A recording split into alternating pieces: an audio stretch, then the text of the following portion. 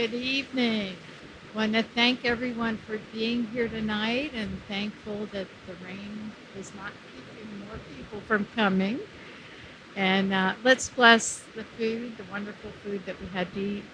Father, we thank you so much for the opportunity to gather together. And we're very thankful for Habitat for Humanity and for Louise being here with us today. And we are excited about the project. Lord, we ask your blessing on this time together and your inspiration. Pray in Jesus' name. So I'd like to invite Louise Hurless to come forward. And she has been here before. I think I had COVID the last time she was here, and but we're really thrilled to have you, and we're excited about this project. And after Louise speaks, then Leslie Carnahan will come up and talk a little bit more about signups. So I do want to mention that we have a young woman who attends our church who is on the board of Habitat. Deborah, if you would raise your hand. Deborah Kidder. Deborah's dean of the business school at CSU. So we're thankful to have that connection as well. So thank you. All right. Thanks, Bea. So I don't have any pictures or any props or anything to show you. I only was in the office about 10 minutes today and I completely forgot. So I have a lot to say. That is our vision and our mission. So that's pretty basic.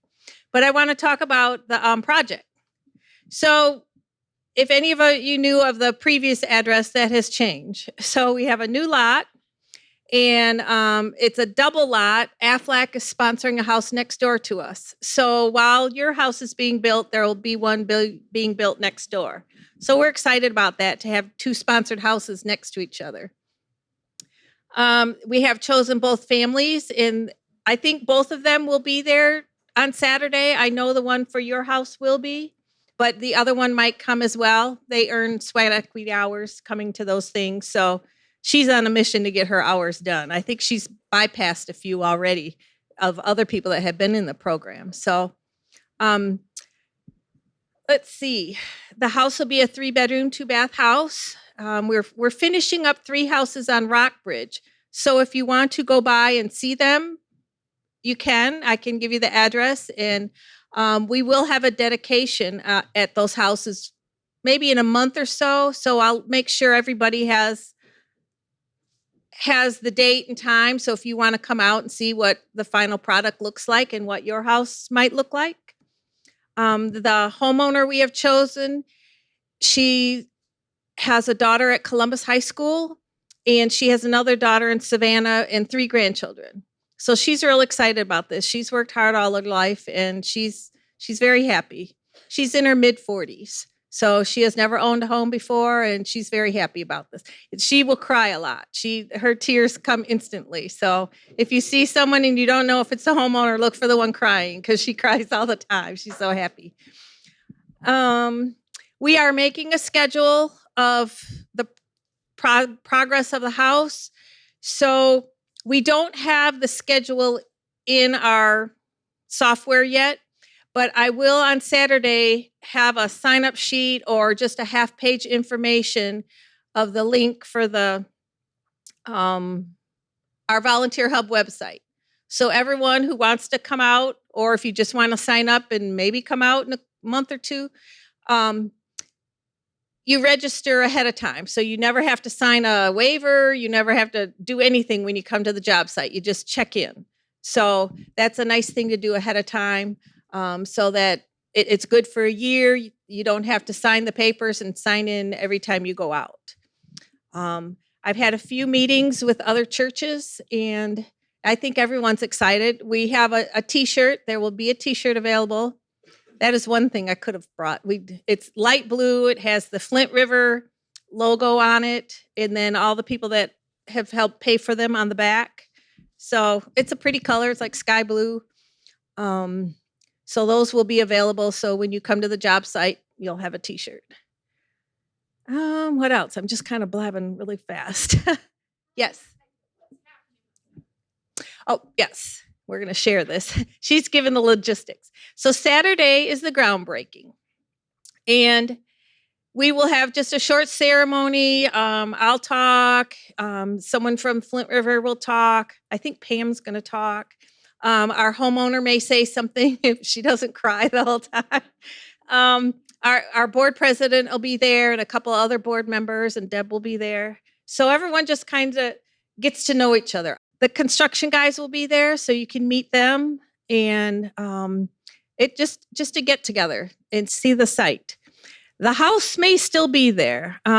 Since we had to switch gears and get this lot, we also had to have a house demoed. So he said either Friday or Monday. So we're hoping, our board president is friends with him. So I said, please help him do it on Friday.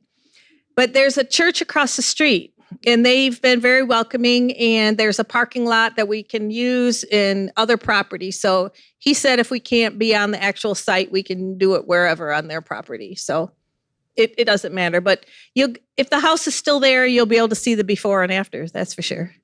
So that'll be fun. And I was going to say, how long does it usually take to get a house started and get the keys? It all depends on how many volunteers we have. The other house is an Aflac house, and they spend a whole month. They have employees come out. So their house will definitely go a lot faster. It could take anywhere from 3 to 9 months. That's a normal house. The ones we're finishing now, we started last fall. Well, that's almost a year. So, but yeah, volunteers come and go. And so that sometimes the guys will come in and say, it's just us two today. And so that's kind of hard to build 3 houses with 2 people. But just the one house should go a little quicker. Trying to think what else. So Saturday, what time? 11 o'clock. You don't need to, just show up, doesn't matter what, you're not going to be working. No, we won't be working. It's just a get together. And I'm not sure how many people are going to be traveling here from other places. So there may be other church members in the presbytery that will be there that you can meet. I'm going to have name tags because I like to meet people and see where they're from. And then we'll just talk. You can meet Habitat people and we can meet you. And we have switched from a sit-down potluck to a finger food, most of the staff. They were just didn't have the chairs. So that was one thing I was going to mention when I come up, but there will be some tables, long tables there for food and for some people to sit around, but we don't have a lot of folding chairs in our church. We have these stackable ones, which just won't work. So if you can, bring a lawn chair. So if you bring in food, bring a finger. And I might be able to get some chairs from our restore. I think every time we get chairs, we hoard them, thinking we're going to use them. And then we end up with 100 chairs in our back room, and then we sell them, and then we need them. And it's just a vicious cycle. But I do think we have some. But we're really excited to start the houses. I don't think we've ever started 2 more houses when 3 weren't quite done yet. So we've been really busy, and we're happy to do the 2 new houses, and it should be fun. And we have other volunteers that want to come out. So Aflac only works Monday through Thursday, so that will be available on Friday for volunteers. And when we don't have any church volunteers, there will be people helping build the house so that it doesn't take forever. Because, like I said, we can never predict how many volunteers we're going to have. Yes? Will you talk a little bit about the process by which people get to have their home built? How do you select the people? What's the criteria for someone? Okay. So we have an application process, and people come in and they fill out an application, and they provide all the documentation of bills and whatever they, pay monthly. And then they have to show their income, proof of income, steady income, because you will have a mortgage on the house. The benefit is a 0% mortgage. So that's what makes it so affordable. So they'll fill out all the required information, and then they'll meet with our financial person, and she just gains a whole total financial picture of the applicants. And We look at credit reports, see how much debt they may have or what they haven't paid. I mean, we look at everything, just like if you went to the to the bank for a mortgage. And then they have some financial courses to take and homeowner courses. They learn about different things in their house and maintenance. And they also learn, a lot of people, when they bring the credit report in, they've never seen a credit report. They've never looked to see what's on there. And sometimes we may have an applicant that needs some work on their credit report. So they'll stay in the process a little bit longer and increase and improve their credit. And so as far as the income goes, there's HUD guidelines, and every year they put out new numbers. And right now, the median income of a family of 4 in Muskogee County is $71,000. That surprised me. That made a huge jump in the last 3 years. And I'm not sure where that came from. But we look at 60 to 80% of that. So we don't look at 71,000, we look lower. But a applicant has to just prove that they have steady income to pay the mortgage and the bills. And another part of how our program works for the affordability, we never sell a house. If a house appraised a little more than we thought it would, we never, if the family was approved for, say, 140 and the house appraised at 160, we will not sell it to them at 160. They'll have like a silent second to fill that gap. And so when their mortgage is done being paid for, they have earned that gap value. But lately, we've been almost spot on with the cost and the appraisal. We don't know how that's been happening, but we're good with it. But a homeowner, once they're approved for a loan amount, we will never charge them more if the house values more at the end. Sometimes we have to subsidize a little bit. I mean, that's just part of it. But we haven't had to do that too much. The first house after COVID we did because everything cost so much. Well, what about furniture? People have to bring their own furniture? Yes. Yes. And there are some benefits of the program. We do get some gift in kind. Like Whirlpool for the last, almost 40 years now, has donated a stove and refrigerator. And so we get dishwashers and microwaves at a discounted price. So we just get all of them from Whirlpool. A lot of the electrical, I want to say light switches and different things from Schneider Electric are donated through Habitat International. We, our big partners is Lowe's, and they're always sending us things. We get free paint from them. But there's a lot of gift in kind that is put in the house, but nothing furniture. Yeah, they bring that themselves.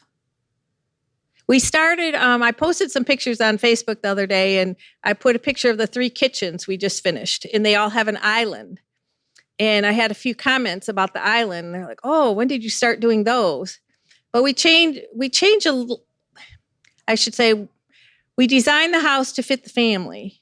And a lot of people like that open concept now of the kitchen, living, dining area. So the island just seemed obvious. A lot of people come from an apartment, they don't have a table. And so it's just worked out well to have the islands, and we're pleased with that. You get some extra cupboards. And so, yeah, each house is designed for that family. The other house next to the church's house has a man in a wheelchair. So he will have an accessible bathroom and shower and everything. And so we try to make it work for the family. Yes. How's Habitat sponsored? Oh, any kind of money we can get. Well, the first one is our mortgages. We're the bank. We are the bank for Habitat mortgages. So every month we have principal money coming in, and that goes towards the next project. It's not as beneficial as it used to be over the years because houses cost more, but that funding goes in. Our Restore provides funding from selling the products in the Restore, grants, donations, sponsorships like the church sponsorship. Yeah, it's all different kind. And aren't y'all matching what The matching. Yes. And we kind of, since the cost of houses have gone up so much, it's hard to ask people for nearly $150,000. So we kind of accept whatever someone wants to sponsor because it has already discounted what we would have had to pay anyway. So it works for us. I mean, even a half a house is better than us paying the whole thing. Yes. How many houses in Columbus have been built by Habitat?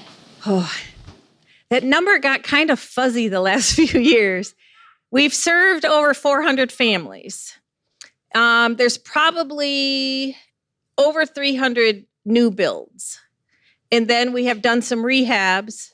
And then we started in 2017, we do critical repairs. So we count those families served as well. And that funding comes from the Community Reinvestment Department. HUD allocates so much money for repairs, critical repairs. So seniors and those with disabilities that own their own home and are current with their mortgage, if they have one, and they have home insurance, can qualify for that. And we like doing those. We have branched out into Talbot County, so we have 4 projects lined up to do out there. And that funding actually came from Lowe's and Habitat. We applied for that and got money for that. There's a lot of grants out there that are available. And it seems the last few years they're larger than they used to be, because we all know you can't build a house on a grant that's $15,000. So it's more competitive, but they're larger amounts. Can you talk about what the family has to do about the sweat equity? Yes. Since all our homeowners basically work 40 hours a week, we have sweat equity requirements, and they can work at their job site, at their house. They can work on other Habitat houses. They can have friends come and help them, and those hours are counted. Or if their work schedule is a little off, they can go volunteer at another organization and just, have it signed off and let us know what they're doing. We have some people that have worked at the library, volunteering, Ronald McDonald's house, just different organizations if they can't have the schedule the same as our building. But we have building on Saturday, so that's very helpful. But sometimes a homeowner, and they have to do 300 hours.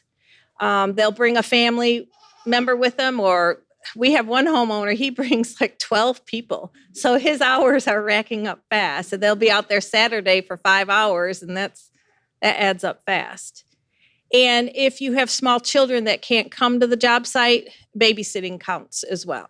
So if the parents have to go to the job site and can't bring the kids, the hours that the babysitter has taken care of. We just want them involved in the process so they can learn about their houses and things. Yeah, we had one person, she came in, one person had changed her mind and didn't want the Habitat house, and it was already started. So the new person didn't realize bathtubs are one of the first things you put in. And she wanted to know if she could have a garden tub. She said, can that be my extra? Because they get some options. We're like, we can't take that tub out. And she didn't understand. So she learned about how a tub unit is put in before the walls and everything, the drywall. So just a lot of things like that. And part of the classes we do, they learn about fixing minor repairs, fixing the toilet pieces inside, spackling holes in the walls, just minor things that they don't have to call someone and pay a service call for something minor. So the sweat equity hours help them learn some of those things. You never know we never had a bathtub question before. So she learned a whole lesson about when bathtubs are put into a house. So I think she actually will come out to these houses, because I don't know if she still believes us that the bathtubs go in early. Do you think a donation like a rack of bricks, big sidewalls, big outdoors, something like that? And on that note, this always gets kind of confusing for people for donations. And I'm just going to kind of give an example of the 3 houses we have going on. If someone donates windows for one house, just one, that amount does not lower the cost of that house. All the houses have to be on the same, same kind of wavelength of cost if they're similar houses. What that helps is we don't have to pay for that product. So it helps us save money so we can do another house. But I had two houses next to each other. Someone had called me about once, said, well, we donated all this stuff. Why hasn't that lowered the mortgage for them? I said, well, how would you like it if you lived next door and you had the same exact house and your mortgage was $50,000 more? And so then they understood. So sometimes we have donors give donations like furniture and things, but it always has to be after they already own the house. And because otherwise we have to calculate that value into the house. So, yes. Isn't there some rule about they can't turn around and sell it for so many years? There is kind of a penalty, yes. Especially if they have a silent second. They have to pay that back. And this would get confusing to try and show it without a diagram, but there is. They can sell their house, but when there's grants involved or their silent second, they have to pay that back. They can't just sell it and get away with all the money. They do have to pay some back. Yes.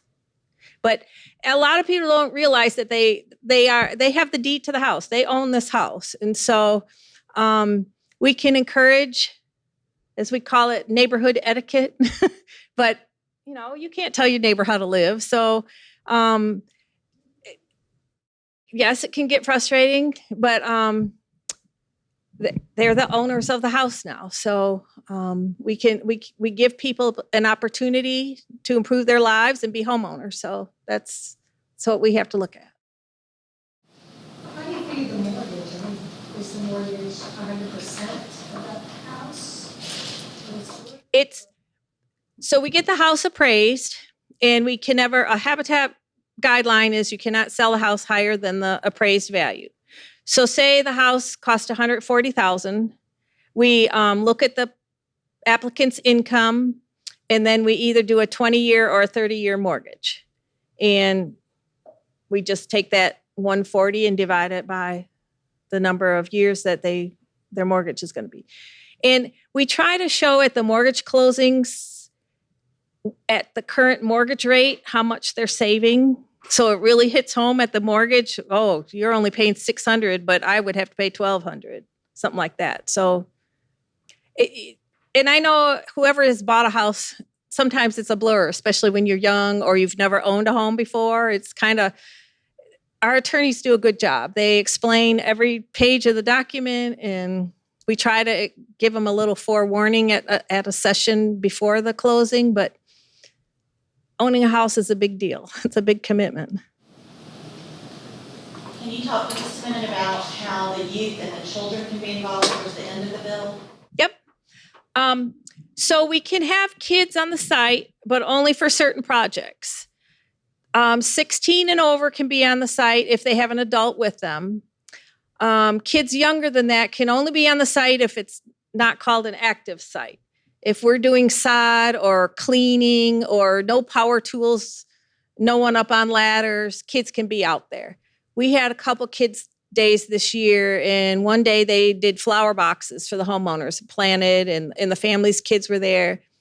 We've had other days where they can help with lay the sod, because that's always a lot of work. But yeah, we've had kids come out and serve lunch. If we rope off a place where they can't get to the job site, if they're far enough away, they just, under 16, they can only do certain things. So as time progresses, if we have interest in kids being out there, we can come up with something, because we want the kids involved. We did have some kids at the garden day. They were painting the house, and I asked the homeowner, are you okay with those 12-year-olds painting your house? And she was okay with it. She said, I'll go back and fix it if I have to. She was just happy they were painting the house. So we want to teach them things too. So And there's always cleanup. There's always cleanup. Anything else? Mm-hmm. Yep. Yep. Yep. Deb, do you have anything to offer? Are you gonna talk to us specifically? I don't have any other specifics to give other than what, just the time on Saturday is 11 o'clock. Bring a folding chair if you have one. But she's gonna have a link, piece of paper at the, site that is where you will actually click on to go to find out what jobs are when and when we really need you. It's obviously not gonna be for a few more weeks because they've still gotta clear the line. Yeah. But I don't know that I have any more specifics to give for Saturday, just finger foods at 11 o'clock. Did you have a question? Have we publicized what the location? Okay, because I haven't seen it, but that doesn't mean it hasn't been sent It was out. in Wednesday Weekly today, Okay, I've got a couple of flyers. and flyers right here. Great, thank you. Well, we're looking forward to the new build. So we're always excited when the other ones are completed, but it's always fun to start a new one and to watch the progress. So even if you only came out once a month, you'll see the changes, and it's a lot of fun. All right, thank you for being here. We'll have the shirt. So the only other thing that I had to remind everybody of is Rise Against Hunger, which is coming up on Sunday, October 1st. If you're interested, you can either sign up on a sign-up sheet that's over here. We've done this for many years now, and we all have fun doing it. It's a lot of fun. But it will the sign-up will be over here, or you can RSVP through the Wednesday Weekly or the Bulletin on Sundays as well. And I had a sign-up for the if you're interested, not necessarily in this Saturday for Habitat, but if you're interested in helping with the build, I'll leave it over here as well. But really, you're going to need to eventually go to that website that Louise is referring to, because that's how you have to sign the waiver, and that has to be done before you can even go on the site. It's pretty simple. Yes. But there will be opportunities, like needs, need to house some people who are coming from out of town, house builders who will need meals. Yeah, definitely meals. Worksite, so there will be a lot of opportunities. Yeah. So Saturdays obviously will be the busiest, I'm guessing, busiest day for our builds, because that's when people can give their time. But the days that we have, like, I don't know, if we had 10 people on a Saturday, we would need to provide lunch for them that day. So we definitely will need some help with food and water and that kind of stuff. Anything else, B? I just want to say that, I mentioned this to some people who don't go to church or go to another church, and I was surprised at how interested they sounded. People who are concerned about homelessness and people having decent housing. And so don't feel like it has to just be us. I'm hoping that you'll spread the word to whatever group you're a part of. And, if you're doing something else, see if you can get some friends, bridge club, whoever. Yeah, for sure. That would be great, because our church is the biggest church that's, involved, but there are 4 others in our cluster that are going to be there. But our church definitely is the biggest as far as numbers go. So, but we need more people. So invite your friends. Even if you don't know how to do anything, I guess I should have brought that up. Scott is a great teacher. He'll teach you anything at the job site. So he'll find a job that you're capable of doing. You always tell them that. That's right. Well, thank y'all all for being here. Good night.